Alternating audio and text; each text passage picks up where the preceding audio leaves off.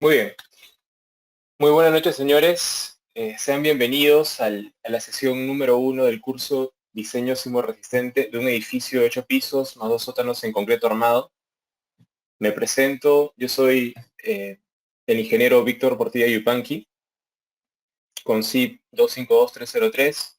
Pues si es que han tenido la oportunidad de asistir al seminario que ofrecí la semana pasada, pues saben un poquito de mi experiencia. Particularmente he podido diseñar proyectos en concreto armado, en albañilería, en estructuras de acero también, incluso en madera. Básicamente he visto pues proyectos de diferentes tipos, viviendas unifamiliares, multifamiliares, oficinas, hoteles, clínicas. Particularmente, incluso he tenido la oportunidad de poder diseñar o formar parte del equipo de diseño de edificios con sistema de aislamiento sísmico. Ha sido una experiencia muy interesante y también me gustaría compartir un poco de eso con ustedes. Actualmente me encuentro estudiando la maestría en Ingeniería Estructural y Geotécnica en la Universidad Católica de Chile, así que es bueno pues también tomar la perspectiva de nuestros vecinos chilenos, ya que los sismos que nosotros normalmente esperamos, que son el tipo de subducción, ellos también lo sufren. Y de hecho ellos lo sufren con mayor frecuencia, ¿no? Hace poco han tenido pues sismos bastante importantes, particularmente el sismo del 2010, el sismo de Maule, que dejó muchísimas enseñanzas para el diseño sismo resistente en esta región, ¿no? Y a nivel mundial también.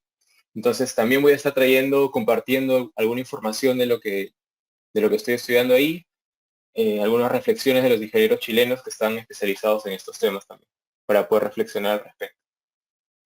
Listo. Entonces continuamos. Bien, esta es una sesión introductoria, ¿sí? No vamos a ir de lleno al contenido del curso en sí, simplemente es una sesión para poder hablarles de la descripción del curso, los objetivos, el temario, qué es lo que vamos a buscar, qué es lo que bueno, lo que a mí me gustaría que ustedes logren al finalizar el curso, em, cuáles son las dinámicas que vamos a tener durante las clases, post clases, vamos a hablar un poco del trabajo final también que tienen que presentar para poder obtener su certificación. Bien, em, normalmente cuando nosotros estudiamos diseño o cursos de diseño en el pregrado de ingeniería civil, pues obtenemos conceptos fundamentales, ¿no? Del comportamiento, por ejemplo, en concreto armado, en acero, en albañilería. Y normalmente estudiamos los procedimientos de cálculo de resistencia, cálculos también de deflexiones, o mejor dicho, aprendemos el diseño no solo por resistencia, sino también por condiciones en servicio, ¿no? De acuerdo a normativa peruana, que podría ser pues la 060 en el caso de concreto armado, y extranjera, ¿no?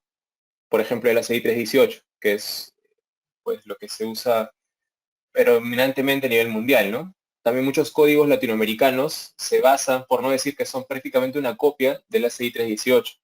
Particularmente nuestra norma 060, que es la vigente, la del 2009, es una adaptación del ACI del año 99. Entonces, hay muchas cosas, particularmente esa norma, en la que estamos algo desfasados, ¿sí? Porque el ACI actual es el ACI 318-19. Entonces hay muchos años de diferencia y ha habido varias lecciones que tendríamos que incorporar en la norma actual. Particularmente en el proyecto de normas se están incorporando, si ya lo he podido revisar. Y vamos a hablar al respecto también. Algunas diferencias entre un diseño hecho con nuestra normativa contra un diseño hecho con el ACI 318, que es muy importante. Bien, entonces nosotros aprendemos a hacer cálculos, ¿no? Por ejemplo, calcular la resistencia a flexión de una viga, dado un acero colocado, y dado una geometría, y dado una resistencia F'C del concreto. Aprendemos a hacer los cálculos, nos dan ciertos ejercicios sencillos, normalmente donde los sistemas, como por ejemplo un pórtico o una viga en voladizo, ya están hechos, ya hay unas cargas asignadas, y pues nos limitamos a calcular resistencias, comparar la resistencia requerida contra las demandas, ¿no? Más o menos así es la mecánica, y empezamos siempre tratando de entender el comportamiento. Sin embargo, si es que uno desea, pues, trabajar en una oficina de diseño, trabajar en proyectos de diseño estructural, pues uno se enfrenta en un proyecto real a muchas cosas o muchos pasos previos a hacer los cálculos rigurosos que en sí aprendemos en la universidad. Por ejemplo, el, el campo de acción de un ingeniero estructural empieza, puede comenzar con reuniones conversando con el cliente y conversando con el arquitecto. Entonces, en estas reuniones previas a cualquier estructuración o predimensionamiento, lo que normalmente se trata de hacer es pedirle al cliente que explique cuál es el concepto de lo que quiere junto al arquitecto, qué es lo que ellos quieren transmitir. Una de las cosas muy importantes en los proyectos son el tema de las fachadas. Las fachadas para los arquitectos son pues como su carta de presentación. Entonces nosotros en lo posible tenemos que proyectar nuestras estructuras para poder satisfacer esa necesidad arquitectónica y que de hecho también el cliente lo apoya, ¿no? Porque el arquitecto le presenta un proyecto al cliente con determinadas renders donde se ven las fachadas de determinada manera y pues eso espera que más o menos quede el final. Entonces, uno es el tema de las fachadas, otro es el tema de la materialidad. Muchas veces en los proyectos, por ejemplo, multifamiliares, no solamente tenemos estructuras de concreto armado, o sea, eso puede ser el casco principal, pero por ejemplo, en las azoteas hay ciertas zonas donde se puede utilizar pues algunas pérgolas de madera, ¿no? Estructuras de madera o algunas estructuras de acero. Entonces, se habla mucho de la materialidad, no solamente a nivel del casco principal, sino también a nivel de estos espacios pequeños, ¿no? Que de igual manera nosotros tendríamos que diseñar. Entonces, hay mucho que se puede aprender en estas reuniones y se deberían hacer antes de hacer cualquier cálculo. Bien, además de todo eso, nosotros, después de ya haber coordinado y conversado, pues comenzamos con lo clásico, ¿no? Que es hacer una estructuración básica, pasamos por un análisis estructural, verificamos la diseñabilidad de nuestros elementos, siempre esto en coordinación con el arquitecto, porque recuerden que el arquitecto, incluso los ingenieros de instalaciones, les interesa mucho el casco que nosotros vamos a proporcionar. O sea, las coordinaciones prácticamente a nivel grueso en una primera etapa se finalizan cuando nuestro casco está listo. Más adelante ya pueden haber ciertas solicitaciones de algunos pases para tuberías, ¿no? O sea, el ingeniero de instalaciones dice, necesito pasar esta tubería en esta viga. Entonces nosotros nos coordinamos para poder proporcionar la información en dónde va a ser ese pase, fuera de la zona de confinamiento, a qué altura respecto al peralte de la viga, etcétera. Pero en sí lo grueso llega prácticamente hasta la estructuración, que es lo que le interesa a los demás especialistas. Además de hacer los cálculos, que es muy importante, tenemos que saber cómo presentar los dibujos, ¿sí? Presentar los dibujos es importantísimo porque finalmente el constructor lo que recibe son nuestros planos y nuestras memorias, pero principalmente lo que le interesa son los planos. Entonces nosotros podremos hacer el mejor modelo analítico, los mejores cálculos, pero si nuestra presentación gráfica es deficiente, pues la construcción o el ingeniero constructor encargado podría tener demasiadas dudas, ¿no? Un plano tiene que prácticamente hablar solo y no deben quedar casi ninguna duda que requiera una comunicación extra del estructural, ¿no? A menos que se quieran proponer cambios. Entonces, los objetivos del curso van a ser, pues, comprender los criterios que se han tomado para la estructuración del edificio estudiado. Nosotros vamos a, durante todo el curso, revisar un edificio determinado que es de 8 pisos más 2 sótanos, como lo dice el título del curso. Entonces, ya que es bastante ambicioso el temario, no vamos a quedarnos a estructurar completamente el edificio y a predimensionar todos los elementos, sino que vamos a explicar los criterios que he tomado para la estructuración. Vamos a modelar el edificio estudiado en etapas, vamos a hacer uso de criterios de ingeniería y normativos, porque sí, los modelos también están ligados a ciertos lineamientos que salen en la normativa, el S030 en este caso, y también algunos criterios de ingeniería personales, ¿no? Siempre uno cuando hace un modelo, más allá de lo de la norma o más allá de lo que uno puede ver en un manual, siempre tiene que primar el criterio de ingeniería. Eso es importantísimo. Luego vamos a realizar el análisis sísmico conforme a la norma 030, tanto el sísmico estático como el dinámico modal espectral, para después pasar a realizar el diseño estructural. de elementos lo más importantes, ¿no? De acuerdo a la norma 020, que es la de cargas, 030, sismo resistente, y es 060, que es la de concreto armado. Vamos a hacer uso en todos los casos de cálculos manuales con ayuda de hojas de cálculo, ¿sí? No vamos a hacer uso de tabs para que pueda diseñar los elementos, aunque sí tengo planeado mostrarles cómo poder calcular, en el caso de las vigas, el acero requerido. Pero no quiero que lo usen en sus trabajos finales. Yo los impulso a que ustedes generen sus propias hojas de cálculo, ¿sí? Yo voy a compartirles algunas hojas de cálculo durante el desarrollo del curso. No todas. Y yo les voy a indicar cuáles les voy a pasar y cuáles no. Vamos a dibujar los elementos diseñados en formato de presentación de un proyecto real. Para eso ya hay un formato que yo tengo y pues les voy a ir mostrando cómo usarlo. Finalmente vamos a elaborar la memoria de cálculo del proyecto, también en formato de presentación de un proyecto real, ¿no? Porque recuerden que si uno pretende presentar un proyecto a la municipalidad, pues el proyecto estructural, por lo menos, no solamente son los planos, sino son los planos, más una memoria descriptiva, más una memoria de cálculo. Entonces, es un documento que también es importante a la hora de presentar un proyecto formal en la municipalidad, para solicitar una licencia de edificación, por ejemplo.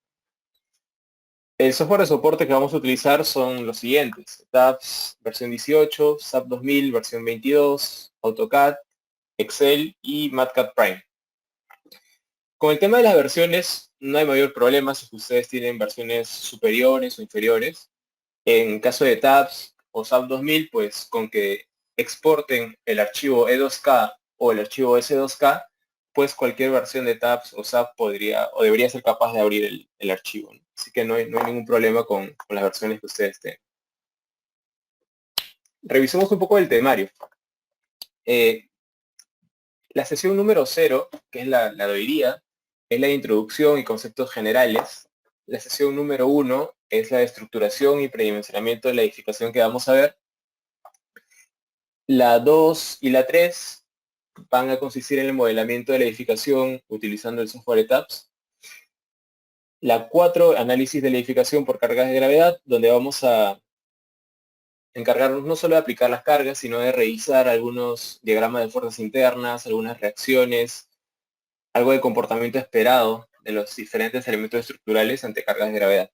Sí, ojo que no es solamente darle play y esperar resultados. Antes de eso hay que tratar de inferir qué es lo que vamos a obtener. Eso es importantísimo. Las 5 y 6 constan del análisis sísmico, donde vamos a ver la norma, vamos a hacer, le voy a presentar la hoja de cálculo que vamos a utilizar, tanto para sismo estático como para modal espectral. Desde la sesión 7 hasta la 16 es netamente diseño estructural. Y ojo que el curso es un curso de diseño sismo resistente. O sea, esto no es un curso de modelamiento en etapas o en SAP o en lo que sea. Lo vamos a usar como herramienta, pero el contenido principal del curso es diseño estructural. Así que vamos a aprender a hacer el diseño estructural de losas aligeradas, de vigas, columnas, placas, muros de contención y zapatas aisladas. En realidad, el temario es bastante ambicioso y yo he tenido particular cuidado de dividir en parte 1 y parte 2, porque pues el diseño de una viga, columna o placa involucra diseño por flexión, diseño por cortante, diseño por capacidad, implica el dibujo que vamos a realizar e implica también consideraciones personales como ingeniero estructural. O sea, no solamente lo normativo, sino también criterios personales que me gustaría compartirlos con ustedes y también llamar a la reflexión, porque lo que yo diga no es la ley, simplemente me gustaría pues establecer alguna discusión si ustedes tienen una manera de hacerlo o si es que alguien les ha enseñado otra manera y quieren discutirlo, consultarlo también. Eso es muy importante y nutre muchísimo el curso. Bien, finalmente tenemos una sesión para revisar la memoria de cálculo y para ver algunos temas adicionales. Esta sesión adicional, evidentemente no voy a crear una sesión para empezar a escribir en Word una memoria de cálculo. ¿No? En esta sesión adicional les voy a presentar la memoria de cálculo ya hecha de nuestro edificio, de nuestro proyecto, explicarles qué es lo más importante de la misma, por qué se tienen que presentar ciertos datos, cierta información, qué tan grande debe ser, o si depende del proyecto o no, etc. Y como siempre, pues durante el desarrollo del curso, por ejemplo, la edición pasada, pues hubo muchas consultas que se salían un poco del tema, de los temas, ¿no? O sea, si bien era diseño en concreto armado, se salían un poco del edificio que estamos viendo. Entonces, todos esos temas que no se puedan ver durante todas las sesiones, que por falta de tiempo no se puedan ver, las trato en esta sesión adicional.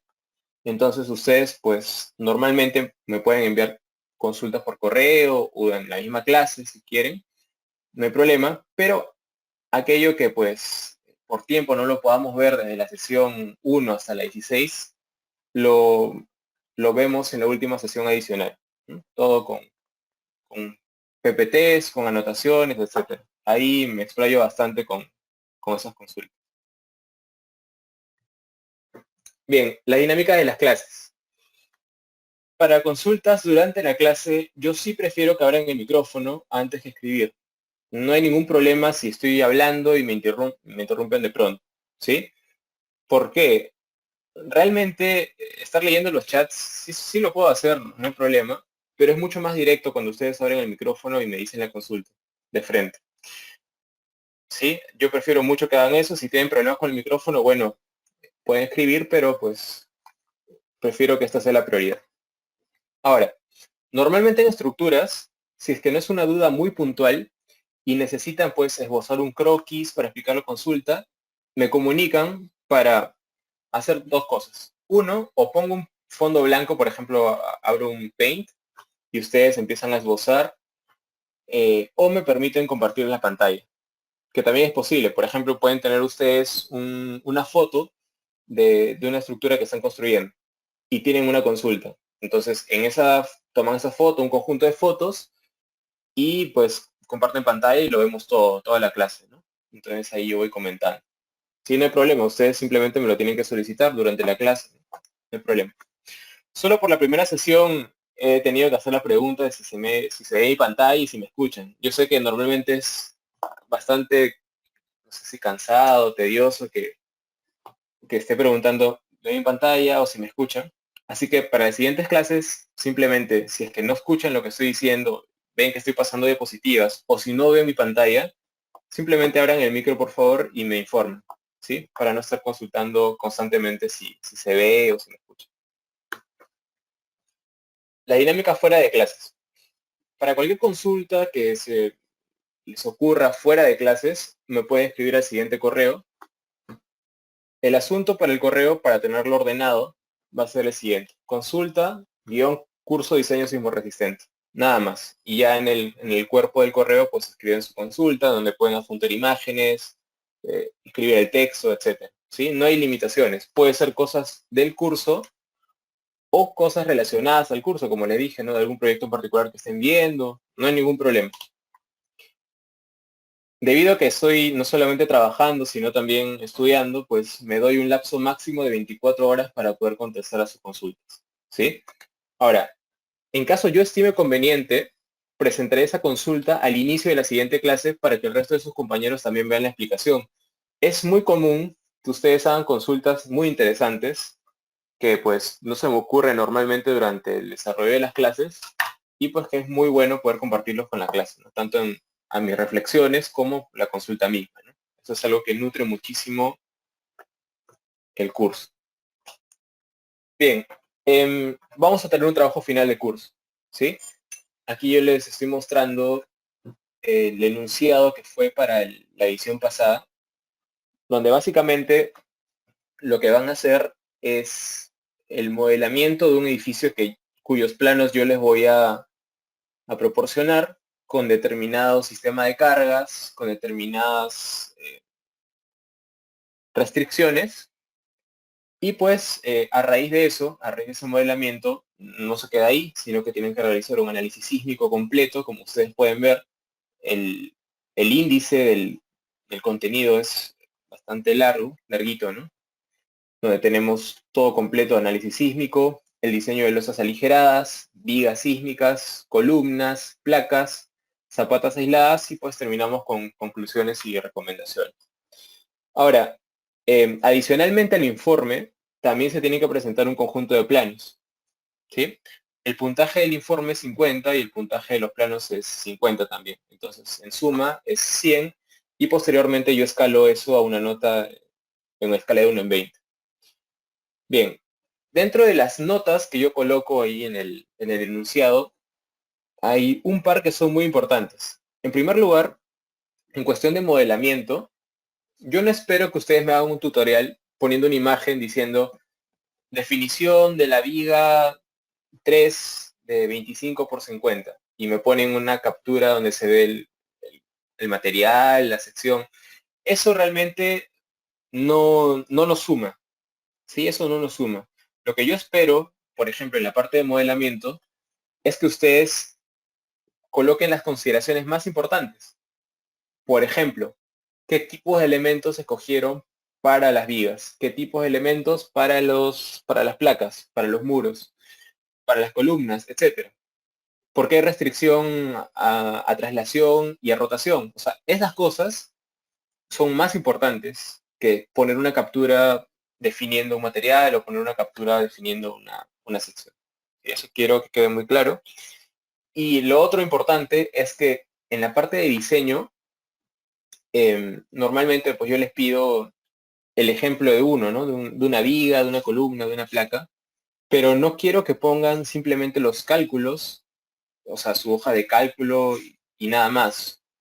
O decir, bueno, el acero requerido fue tanto y el acero colocado fue tanto. Sin mayor explicación o descripción, ¿no? O sea, es importante también poder describir un poquito del diseño, ¿no? Que se ha encontrado, quizás el momento de sismo es mucho más alto que el momento de gravedad, por lo tanto hay una reversión de momentos, etcétera. O sea, sí hay cosas que se pueden comentar. Entonces, eso espero mucho de ustedes porque eso llama mucho la reflexión. Yo no quiero que ustedes sean unas maquinitas que les dan unas fuerzas internas y terminan con un diseño, ¿no? O sea, eso lo puede hacer tranquilamente TAPS. Pero justamente aquí estamos para aprender a diseñar usando nuestro juicio de ingenieros. ¿Sí? Eso es muy, muy importante. ¿Qué más? Sí, tengo una acotación adicional y es que nosotros en CSIP contamos con una serie de 5 videos, si mal no recuerdo, 5 o 4, que corresponden a un taller de modelamiento en etapas. Es el modelamiento de un edificio sin sótanos, me parece. Entonces, actualmente ustedes ya lo tienen disponible en su campus, así que yo los invito a revisarlo porque va a ser necesario a partir de la siguiente sesión donde vamos a empezar a ver modelamiento. Entonces, los invito a empezar a ver ese conjunto de 4 videos de un taller donde empezamos desde lo más básico, definiendo los materiales, las grillas, las secciones, etcétera, hasta poder hacer un análisis sísmico. Entonces, los invito a que lo puedan revisar y si tienen consultas a partir de esos videos, pues sería mucho mejor para ya empezar a verlo la siguiente semana. Entonces ya tienen todos estos días para empezar a revisar los videos. Bien, vamos a empezar un poco con la descripción de esta sesión número 0 para comentarles. La metodología general del diseño estructural, aquí fuera de coordinaciones con arquitectos o con clientes, pues tenemos la estructuración y predimensionamiento, que es, yo diría, una de las etapas más importantes del proyecto. Luego pasamos al modelamiento analítico, que pues normalmente para fines de diseño estructural, pues se realiza un modelo lineal elástico, que puede ser en ETABS, puede ser en SAP, diversos software que existen, ¿no? Comerciales.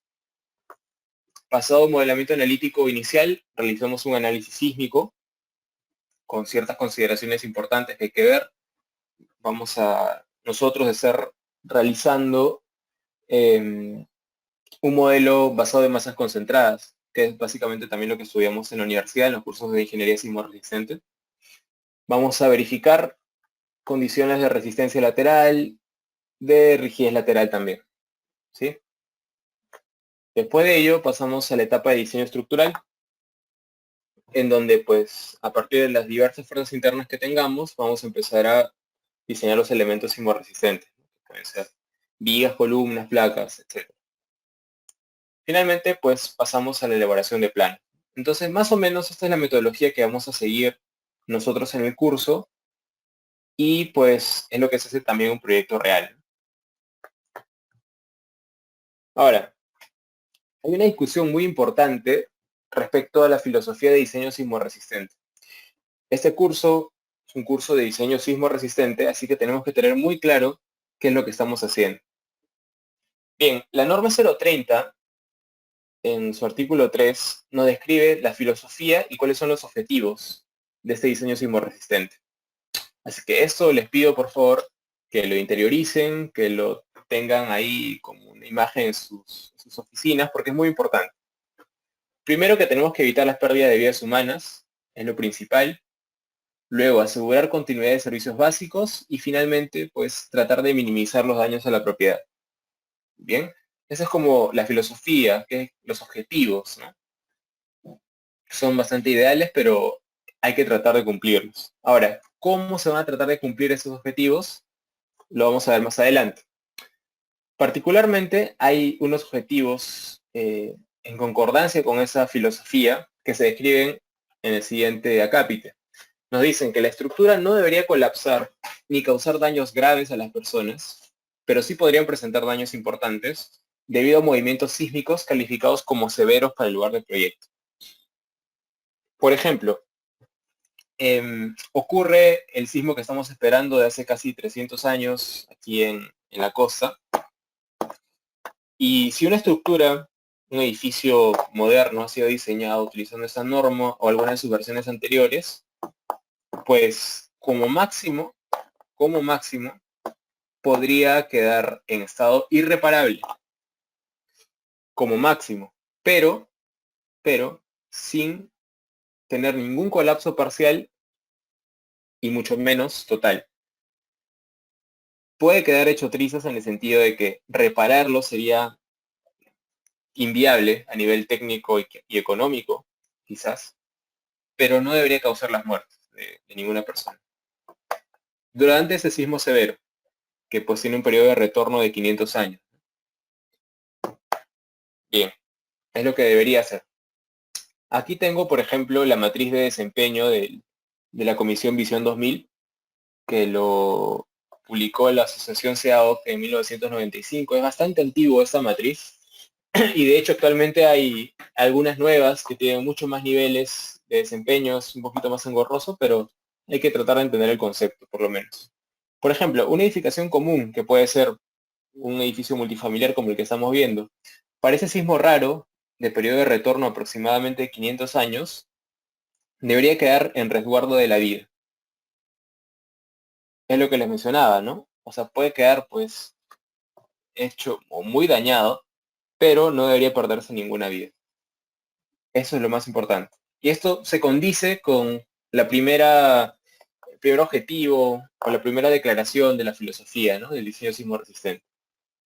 Pero para un sismo raro, o sea, no los sismos que vienen pues, que son muy frecuentes, para esos no, prácticamente para esos tenemos otros límites de desempeño. Por ejemplo, la estructura debería soportar movimientos del suelo calificados como moderados para el lugar del proyecto, pudiendo experimentar daños reparables dentro de límites aceptables. Y aquí sí hablamos de que la estructura debería quedar en estado reparable. Aquí sí lo enuncia la norma. Y también dentro de límites aceptables. Eso es lo más importante. Por ejemplo, la norma 030 no define un sismo moderado. No existe un sismo moderado para la norma 030. O sea, definido con un valor de Z, etcétera. Entonces es un poco difícil controlar eso. Mejor dicho, no es difícil, sino que es imposible tener un número para controlarlo porque justamente nuestra norma no define ningún sismo moderado. Entonces, se espera que si diseñamos adecuadamente con la 030, que diseñamos este nivel realmente, pues por consecuencia también aseguremos esto. Entonces, se dan cuenta que no hay mucho control, ¿no? Se espera, y ojalá que sea así, ¿no? Debería ser. Por ejemplo, para nuestra edificación multifamiliar, para ese sismo moderado u ocasional, pues debería mantenerse en estado operativo. O sea, pues reparable, que las instalaciones, los servicios que han sido interrumpidos, pues puedan reponerse en un plazo, pues, más o menos, no rápido, pero pues que no sea imposible hacerlo, ¿no? Y que los daños en la estructura, pues, no sean extensivos. Quizás algunas fisuras que se puedan presentar, quizás en los extremos de las vigas, em, no diría tanto en las columnas, no debería ser. En algunas vías puede presentarse fisuración, pero también controlada, ¿no? No debería ser extensiva. Entonces esto es más o menos una declaración de lo que se busca con la norma 030. Y algo importante, nosotros, para hacer diseño estructural, utilizamos una definición de sismo severo. Entonces, la norma 030, pues clasifica a 4 zonas, hace una zonificación sísmica, desde la que tiene menor actividad sísmica, que es la zona 1, ¿no? Esta zona de la selva, por ejemplo, y luego vamos acercándonos hacia la zona costera, que es la zona de mayor actividad sísmica, zona 4. A cada una de estas zonas le asigna un factor Z, un factor de zona. Y ahora, el concepto de este factor Z es muy importante, porque se interpreta como la aceleración máxima horizontal en suelo rígido con una probabilidad de 10% de ser excedida en 50 años.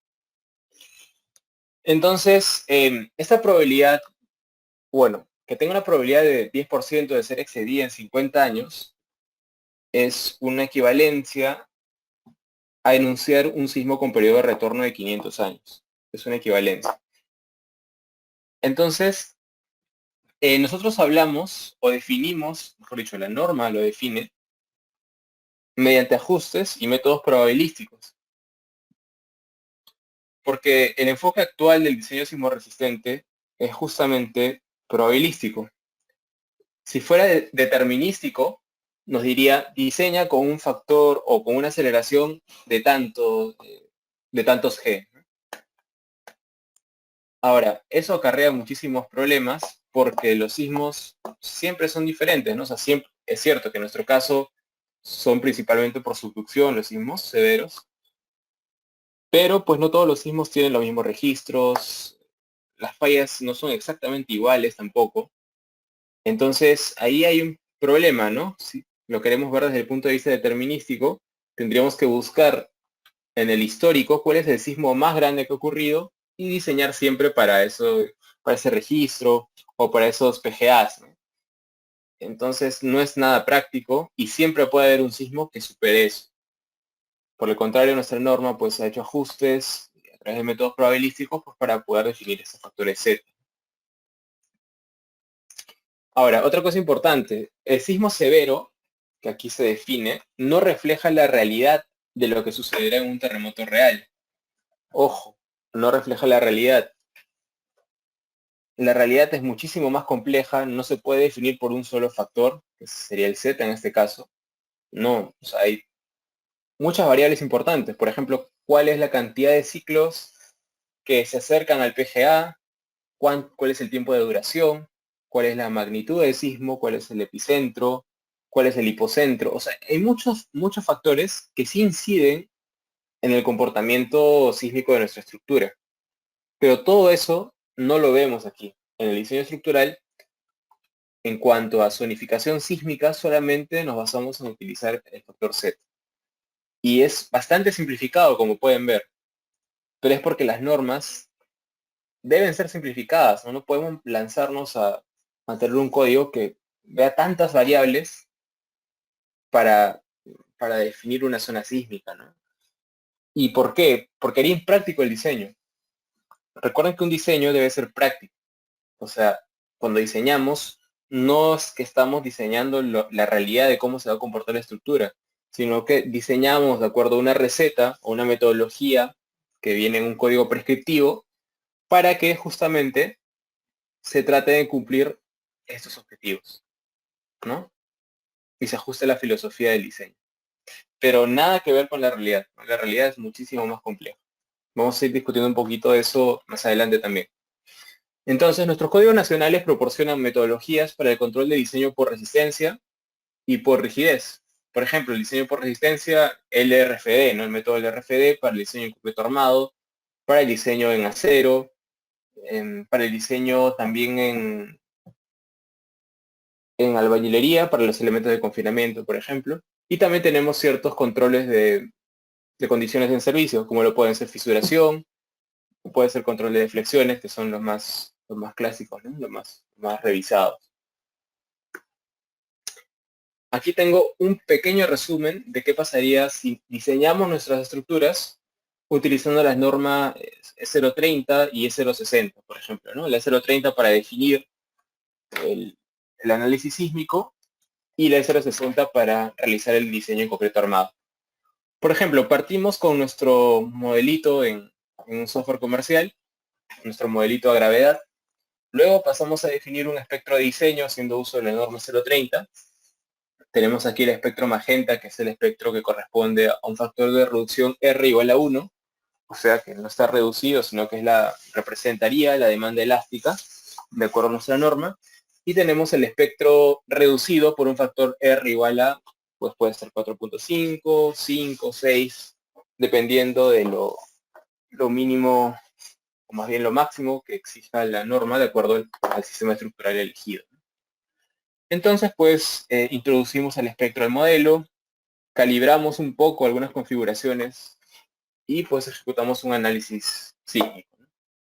A partir de ese análisis sísmico, y si verificamos que el control de derivas es correcto, las irregularidades están controladas, entonces pues pasamos a revisar las fuerzas internas en los elementos. Por ejemplo, el diagrama de momentos flectores por sismo en una placa, en una viga, en las columnas, etc.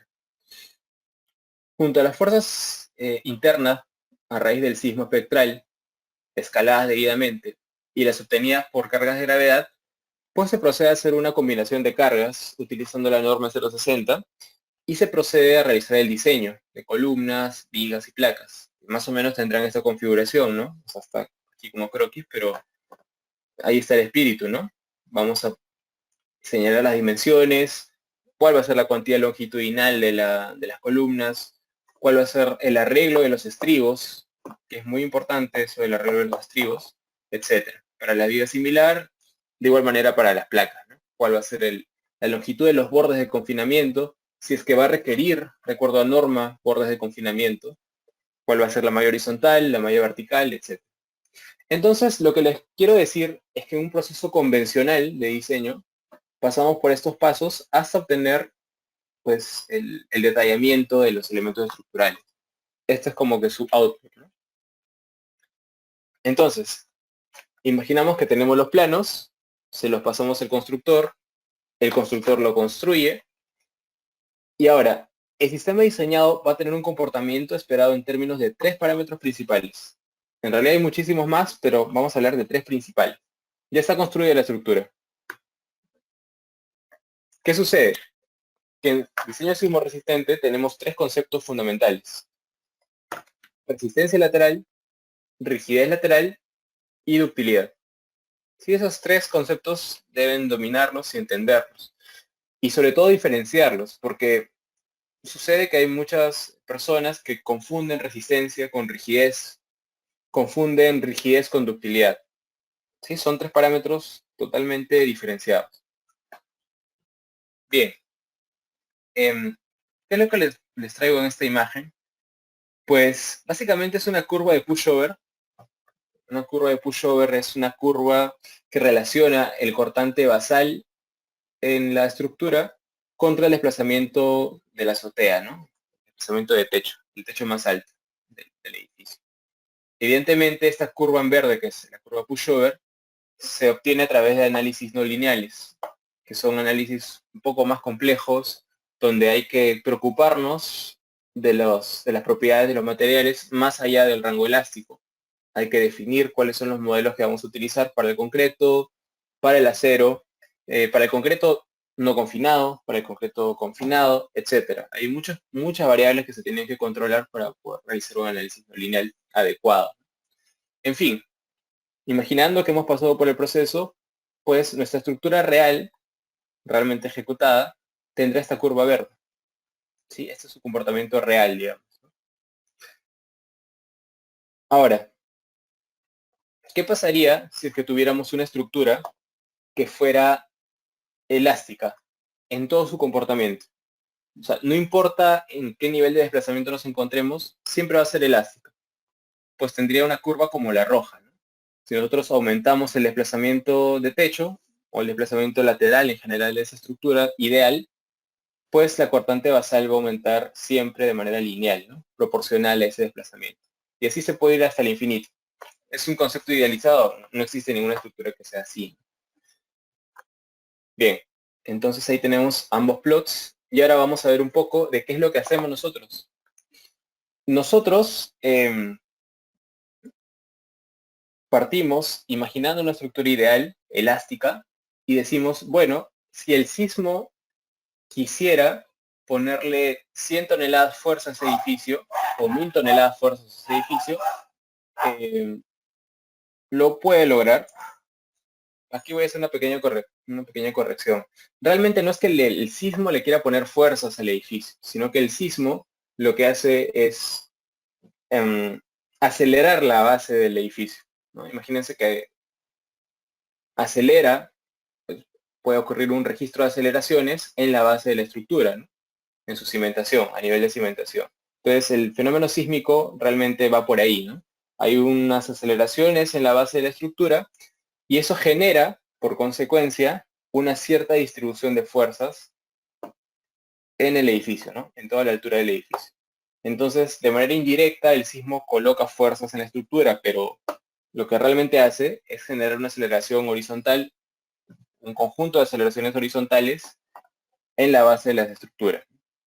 Bien. Entonces, esta estructura ideal pues puede tomar todas las fuerzas que uno quiera ponerle o que el sismo le quiere imponer de manera indirecta, porque es ideal, ¿no? Porque es una curva que va hasta el infinito. Nuestras estructuras convencionales no serían técnica ni económicamente viables si es que tratáramos de hacerlo elásticas. No hay forma. Entonces lo que nosotros utilizamos es un factor de reducción de fuerzas sísmicas, el tan famoso R.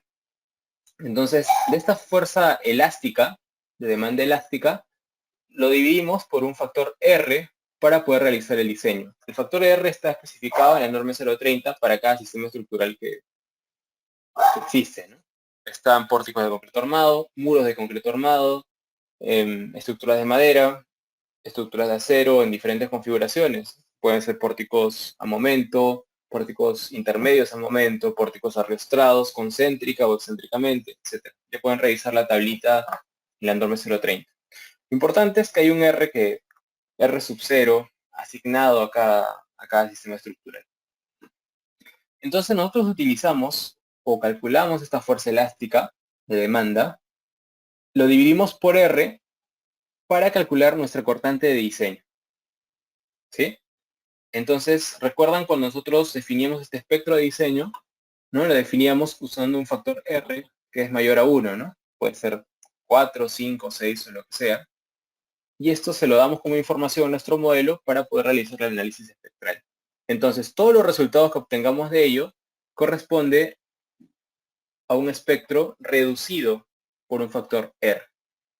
Entonces, nuestro análisis estructural, análisis sísmico, por eso es que coloco en la imagen de TAPS aquí, o el modelo, está limitado hasta este punto. Porque lo que nosotros hacemos es un análisis lineal elástico. O sea, en este rango pequeñísimo del comportamiento verdadero de la estructura. ¿Sí? Todos nuestros diseños, todo lo que obtengamos como fuerzas internas, etcétera, va a estar siempre en esta zona, reducido.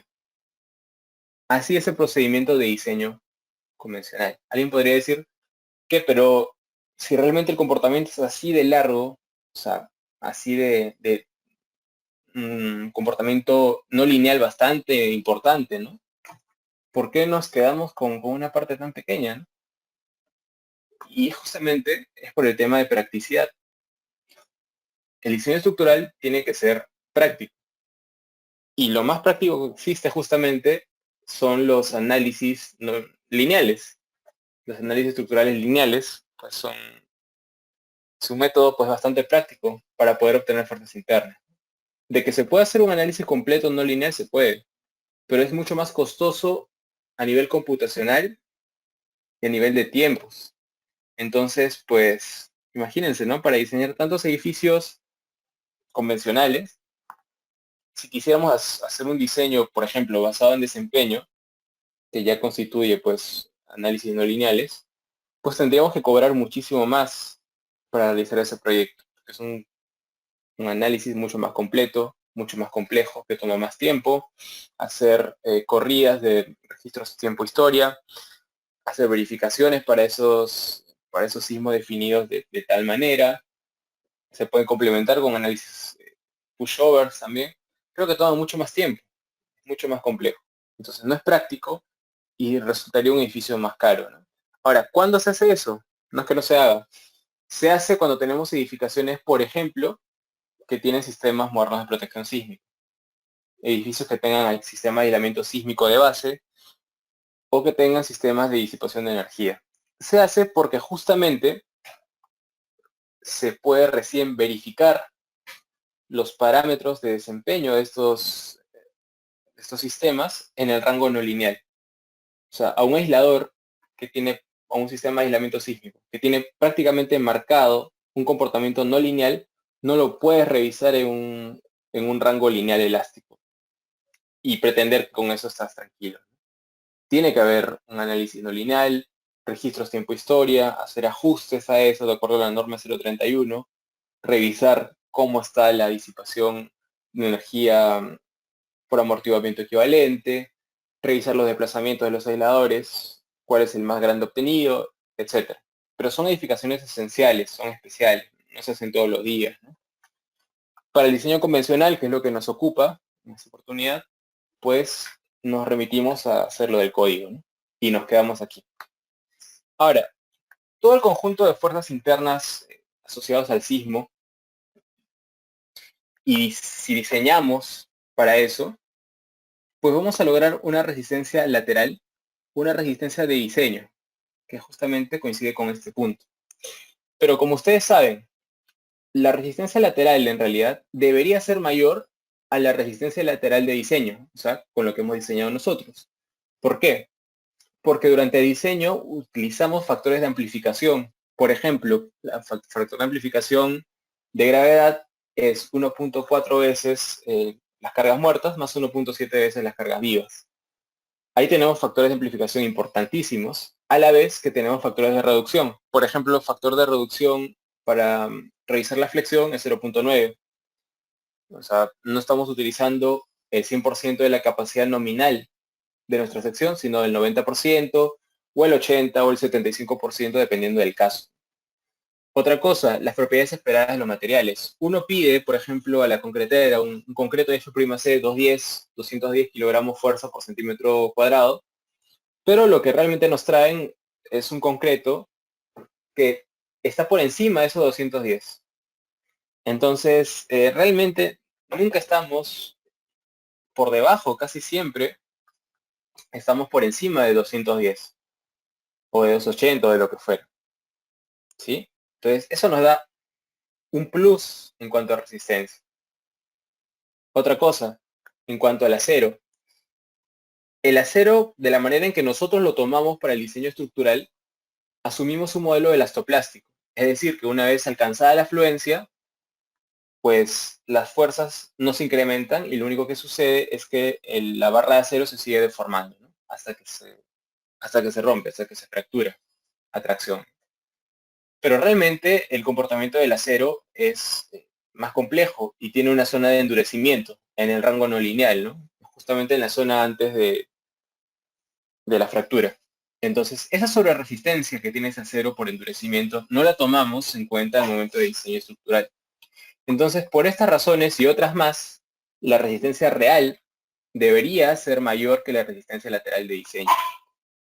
¿Sí? Entonces, a todo esto, o lo que proporciona todo esto, se le conoce como sobreresistencia. Y la sobreresistencia la denominamos como R sub omega. Así es como se denomina ese factor, ¿no? R sub omega. Entonces, el factor R que utilizamos está sustentado básicamente en dos. En R sub omega, que tiene que ver con la sobreresistencia, y en R sub mu, que tiene que ver con la ductilidad. Y ahora también lo vamos a ver. Entonces, eso es en cuanto a la resistencia. Ya saben, ustedes diseñan adecuadamente, esto es lo que van a obtener, ¿no? En teoría, como resistencia de diseño, pero lo real es que van a tener una sobre resistencia, que pueden pasar de este punto hasta este punto, ¿no? Entonces ahí vemos que la cortante de diseño está multiplicado por el factor R sub omega y llegamos a la resistencia real que tiene esa estructura, que es una resistencia lateral máxima, ¿no? Como máximo puede tener esta fuerza lateral en la base, ¿no? Según este gráfico. Bien. Lo otro, la rigidez lateral. Particularmente nuestra norma 030 es muy estricta para el control de rigidez lateral. El control de derivas inelásticas para concreto armado es 7 por 1000 y es un número bastante conservador y yo apoyo eso porque realmente lo que se ha visto en muchos sismos severos aquí en esta región, es que muchas de las fallas o muchos de los daños estructurales y no estructurales están asociados a desplazamientos laterales no controlados, o sea, desplazamientos laterales demasiado grandes. Entonces nosotros no queremos daño o queremos minimizarlo lo más que se pueda. Y uno de los parámetros que nos permite hacer esto es justamente la rigidez lateral. Mientras más rígido sea nuestro edificio, o sea, mientras más rigidez lateral tenga, los desplazamientos laterales también van a estar más controlados, ¿no? Van a ser más pequeños. Y si son más pequeños, pues los daños en elementos estructurales y no estructurales van a ser menores. Entonces, esto es muy importante. Normalmente en otros países no le dan esta importancia a la rigidez lateral y más bien hacen estructuras flexibles y se basan mucho en el espectro de pseudoaceleraciones, ¿sí?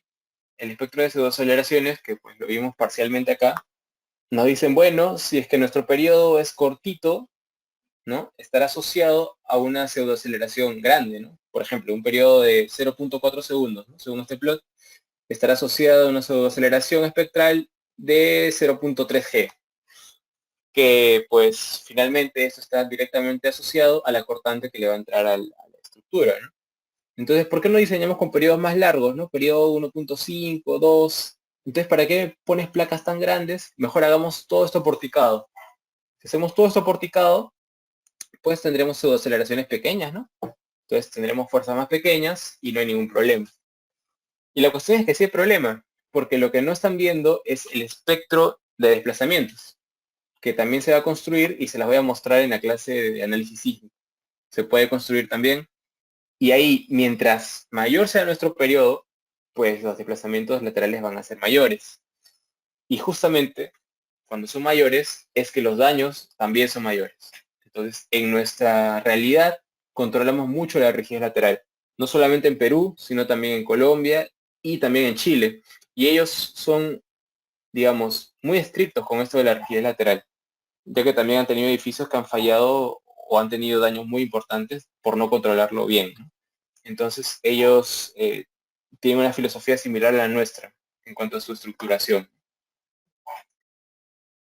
La rigidez lateral, como nosotros la podemos tratar de ver en el rango elástico, pues es limitada, pues una vez que existe el daño, hay una incursión en el comportamiento inelástico, pues ya no habrá una rigidez, ¿no? Sino que por cada punto que encontremos, pues tendríamos que trazar una recta desde el origen hasta ese punto. Y si uno traza varios puntitos,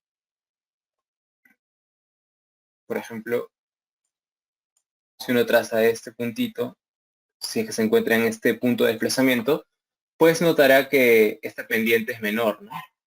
Entonces, la rigidez lateral a este punto de desplazamiento es mucho menor que la rigidez elástica. Entonces, conforme uno va avanzando en los desplazamientos laterales, pues ocurrirá una degradación de la rigidez lateral. Sí, creo que eso queda claro si ustedes trazan varias rectas, ¿no? Empezando por la elástica hasta el punto donde colapsa la estructura. Entonces hay una degradación de rigidez lateral. No podemos hablar de que existe una rigidez lateral. De hecho, cuando nosotros revisamos derivas, revisamos desplazamientos laterales inelásticos, pero utilizando unos factores, ¿no? Unos factores que amplifican lo que obtenemos en nuestro modelo lineal y lo llevan hasta algún punto de lo que sería el comportamiento real. Normalmente funciona bastante bien, pero también es una cosa bastante práctica y simplificada, ¿no? Entonces, no hay una sola rigidez lateral, hay muchas, pues, puesto que en un sismo severo se espera esta incursión inelástica, ¿no? Pero lo importante es saber que mientras más rígido sea nuestra estructura a nivel de rigidez lateral, pues estaremos controlando mejor los desplazamientos, ¿no?, laterales, por lo tanto el daño. Finalmente, pues tenemos la ductilidad. La ductilidad de desplazamiento quiere decir, o la ductilidad instalada, se puede definir como el cociente entre el desplazamiento último, en el momento en que colapsa la estructura, contra el desplazamiento de fluencia, ¿no?, que es donde se inicia el daño estructural. Ahí hay un cociente que se podría obtener si tuviéramos una curva como esta. Entonces, si nosotros estamos usando un factor de reducción R, se justifica por dos parámetros. Por la sobreresistencia, que ya lo vimos, y por la ductilidad. Si es que no le podemos dar este nivel de fuerzas a nuestra estructura, pues tenemos que garantizar por lo menos que pueda tener una ductilidad instalada que no sea menor a la ductilidad demandada por el sismo. Entonces, para eso no tenemos ningún número. No hay ningún número, de acuerdo a nuestro diseño estructural, que nos permita verificar que le estamos dando una adecuada ductilidad. O sea, no hay, por ejemplo, un 0.007, como es el caso de la rigidez lateral, ¿no?, que se controla. No existe un SUX por P entre R, que es como definimos la resistencia lateral de diseño. No existe un número. No existe. No lo verificamos nunca como número, ¿no? Entonces, hay que tener cuidado porque mucho de este R global depende de ese R de ductilidad. Y mientras mayor ductilidad le podamos proporcionar a nuestra estructura, pues será más consistente con el factor de R que escojamos, ¿no? Entonces hay que tener cuidado con la ductilidad. La norma 060 muestra lineamientos para tratar de asegurar un comportamiento dúctil tanto de los componentes, por ejemplo, vigas, columnas, placas, como del sistema global de nuestras estructuras. Por ejemplo, contamos con diseño por capacidad, requisitos de confinamiento especiales, confinamiento especial de los bordes de los muros, dobleces sísmicos a 135 grados para el caso de los estribos y para el caso de las grapas suplementarias, ¿no? Entonces, todo esto, que es parte de la norma 060, trata de asegurar que este R sub U ocurra, ¿no?, de que sea justificado. O sea, de que la estructura tenga una ductilidad que sea consistente con el factor R que hemos seleccionado. Trata de asegurarlo, pero no hay ningún número exacto que nos diga que está bien o está mal. Si quisiéramos verificar eso, nuevamente tendríamos que remitirnos a hacer un análisis no lineal. El confinamiento de las estructuras, o el confinamiento de los materiales incluso, provee un aumento importante, no solo en la resistencia del concreto, por ejemplo, sino en la ductilidad del mismo. Por ejemplo, vean este modelo de concreto de profesor Mander, del 84. Un concreto sin confinamiento tiene esta curvita de aquí, que es justamente la que utilizamos en el diseño estructural, o bueno, es la que el rectángulo de Whitney trata de obtener similitudes con los resultados, ¿no? Esta de aquí, concreto no confinado. Si nosotros confinamos adecuadamente nuestro concreto, pues podemos exhibir una resistencia pico, que es F'CC, que puede ser pues 20%, 30%, 50% más del F'C con el que siempre trabajamos. Pero eso no es lo mejor. Lo mejor es que exhibimos un grado de ductilidad mucho mayor. Fíjense, esa es la ductilidad en materia de material, en cuestión de material, mejor dicho, de concreto a compresión. Pasamos de tener esta ductilidad pobre, en concreto no confinado, a una ductilidad bastante grande. Entonces, desde el material es que estamos empezando a tratar de justificar este R sub mu, siempre que detallemos adecuadamente el confinamiento. En columnas, por ejemplo, este diagrama de momentos curvaturas. Fíjense, cuando la carga axial a compresión es cero, ¿qué sucede? Tenemos una ductilidad de curvatura importante. Y si hablamos de curvatura, hablamos de secciones. Aquí hablamos de ductilidad en materiales y aquí hablamos de ductilidad en secciones. Fíjense, ¿qué pasa si es que nosotros aumentamos la carga? Aumentamos la carga axial, entonces, ¿qué sucede? La ductilidad baja considerablemente. Evidentemente ninguna columna pues tendrá este cero, porque todas las columnas tienen una carga axial, pero ahí también hay mucho que aprender para el predimensionamiento justamente de las columnas. Ya sabemos que mientras más carga axial tenga respecto a su área, pues entonces tendrá menos ductilidad de curvatura las secciones de esas columnas. Entonces es muy importante en secciones controlar el grado de carga axial que se tenga. Importantísimo. Bien. Lo que tengo aquí es el inicio básicamente del curso, la sesión número 1 per se, donde vamos a hablar de la estructuración y predimensionamiento. Ya les dije que no vamos a estructurar ni predimensionar nada, simplemente les voy a comentar los criterios que he utilizado. No lo vamos a ver ahora porque ya son las 16, esta era la sesión introductoria únicamente, pero quiero darles una pequeña mirada de lo que vamos a ver. Vamos a ver los criterios generales de estructuración, vamos a ver 3 criterios para el predimensionamiento de columnas, como incluso el capítulo 21, que es de estructuras o detallamiento sismorresistente de la norma 060, puede definir cómo predimensionar una columna. Ojo que si nosotros revisamos cuál es el paso a paso del diseño estructural, uno encuentra, digamos, la E060 o empieza a utilizarla en teoría en este paso, que es como el cuarto paso, ¿no? Pero si uno tiene la experiencia de haber diseñado edificios antes, ya hay varias cosas de este punto que se pueden empezar a prever estando en la estructuración. Y eso, por ejemplo, habla mucho de la experiencia de un ingeniero. Cuanto más haya diseñado uno, ya sabe muchas cosas que podría mejorar incluso desde la etapa de estructuración.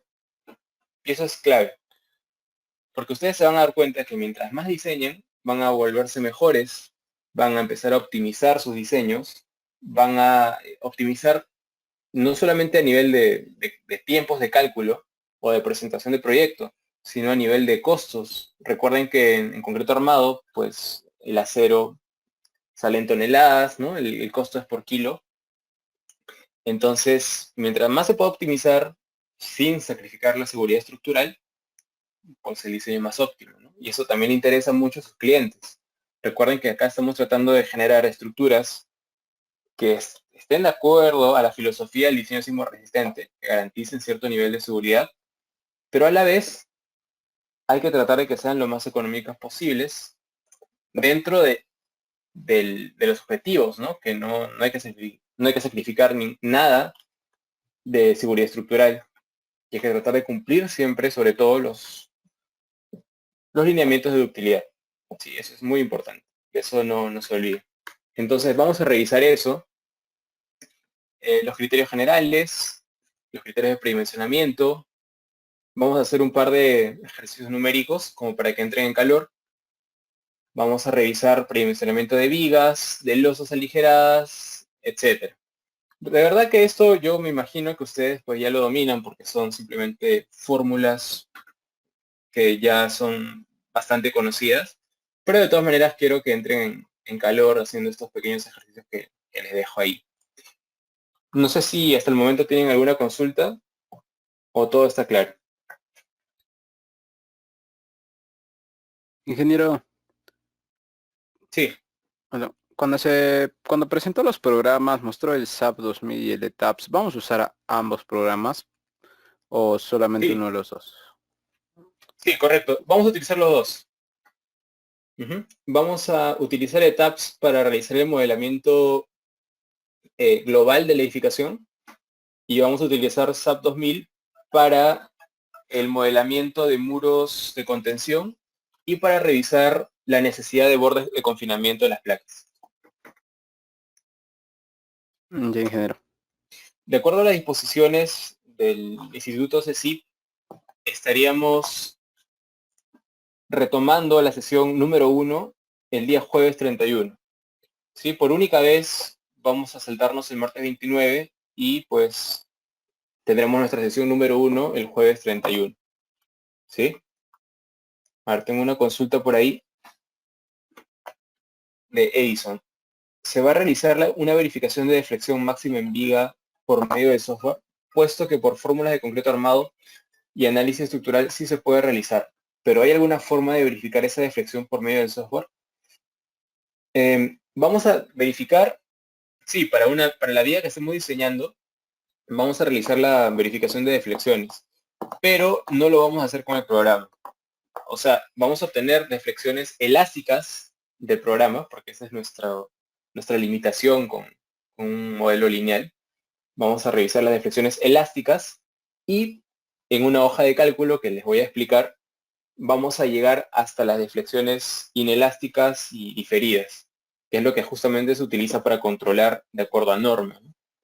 Entonces, no sé si existe una forma de verlo con ETAPS o con SAP, sinceramente, pero no es nada que con una hoja de cálculo no se pueda revisar. Y sí lo vamos a hacer, sí lo vamos a cubrir.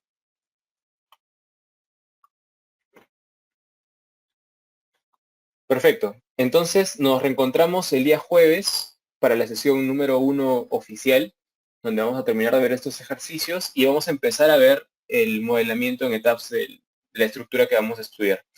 Yo les voy a subir al campus la información de esta sesión número 1, tanto las diapositivas como los planos del proyecto que vamos a desarrollar. ¿Sí? Entonces, nos reencontramos el día jueves 31. Por favor, vayan revisando el taller de modelamiento porque lo vamos a necesitar muchísimo para las siguientes clases.